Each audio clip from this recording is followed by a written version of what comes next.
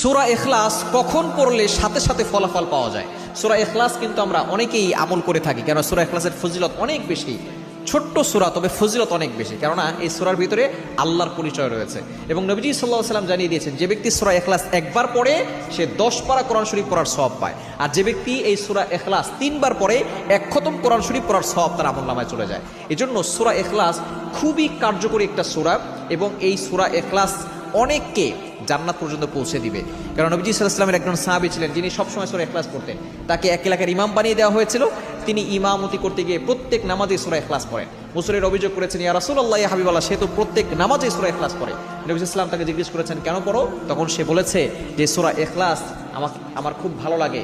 নবী সাল্লাল্লাহু আলাইহি ওয়াসাল্লাম বলেছেন যে এই সূরা ইখলাস তোমাকে জান্নাত পর্যন্ত পৌঁছে দিবে। সুতরাং এই সূরা ইখলাসের ফজিলত অনেক বেশি। 10 বার পড়লে আল্লাহ তাআলা জান্নাতে একটা প্রাসাদ নির্মাণ করে দেন, 20 বার পড়লে জান্নাতে 2টা প্রাসাদ নির্মাণ করে দিবেন।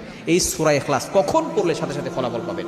আপনি যদি জুমার দিন আসরের নামাজের পরে মাগরিবের পূর্বে এই সময়টা দোয়া করলে দোয়া কবুল হয়। এটা আমরা অনেকেই জানি না। জুমার দিন হচ্ছে leader of the all days, সকল দিনের সর্দার। এই জুমার দিন আপনি কয়েকটা সময় রয়েছে। তাহাজ্জুদের সময়, জুমার আগের রাত, অর্থাৎ বৃহস্পতিবার রাত গিয়ে যে রাতটা পরের দিনটা আসে জুমার রাত, এটাকে বলা হয় জুমার রাত। আপনি তাহাজ্জুদের সময় দোয়া করে দোয়া কবুল হবে। জুমার নামাজের আগে দোয়া করে দোয়া কবুল হয়। খতিব সাহেবের 2 খুতবার মাঝখানে বসলে ওই সময় দোয়া করে দোয়া কবুল হয়। জুমার নামাজের পরে দোয়া করে দোয়া কবুল হয়।